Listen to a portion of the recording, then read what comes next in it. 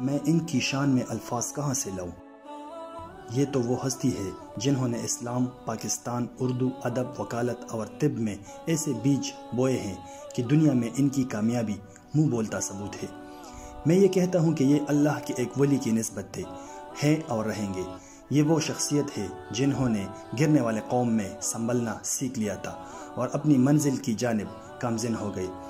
انہوں نے اپنے انداز میں ایسی سیاست کی کہ آج کی سیاست اس سیاست کے آگے کچھ بھی نہیں ہے۔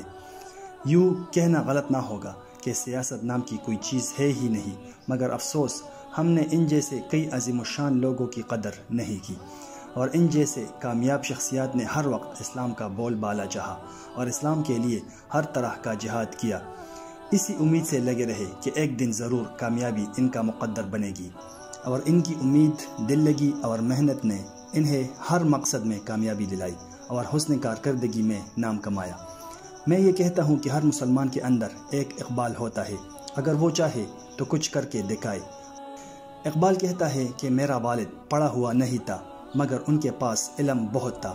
یہاں اندازہ لگایا جا سکتا ہے کہ ایک عظیم شخصیت جو بالکل بھی پڑھے نہیں تھے اور ان کے پاس اتنا علم تھا کہ جو وہ اندازہ لگاتے تھے وہ سچ ہو جاتا تھا، اور ہم پڑھ بھی لیتے ہیں اور سہولیات بھی میسر ہے مگر پھر بھی کچھ نہیں کرتے۔ ان کی کامیابی کی ایک ہی وجہ ہے کہ مقصد حاصل کرنا ہے۔ افسوس، صدا افسوس، ہمارا مقصد تو یہ بن چکا ہے کہ بس ہر حال میں خوش رہیں، باقی سب باڑ میں جائے، اور پھر کہتے ہیں کہ مسلمان ہے۔ لعنت ہے ایسے مسلمان ہونے پر، اللہ کو ایسے لوگ نہیں چاہیے۔ اقبال کہتا ہے، گونگی ہو گئی آج کچھ زبان کہتے کہتے، ہچکچا گیا خود کو مسلمان کہتے کہتے۔ یہ بات نہیں کہ مجھ کو اس پر یقین نہیں، بس ڈر گیا خود کو صاحب ایمان کہتے کہتے۔ توفیق نہ ہوئی مجھ کو ایک وقت کی نماز کی، اور چپ ہوا مؤذن اذان کہتے کہتے۔ کسی کافر نے جو پوچھا ہے کون سا مہینہ، شرم سے پانی ہاتھ سے گر گیا رمضان کہتے کہتے۔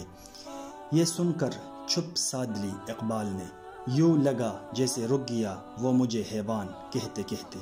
میں بس اتنا ہی کہوں گا، اقبال اقبال ہے، اور ذرا سوچئے گا ضرور۔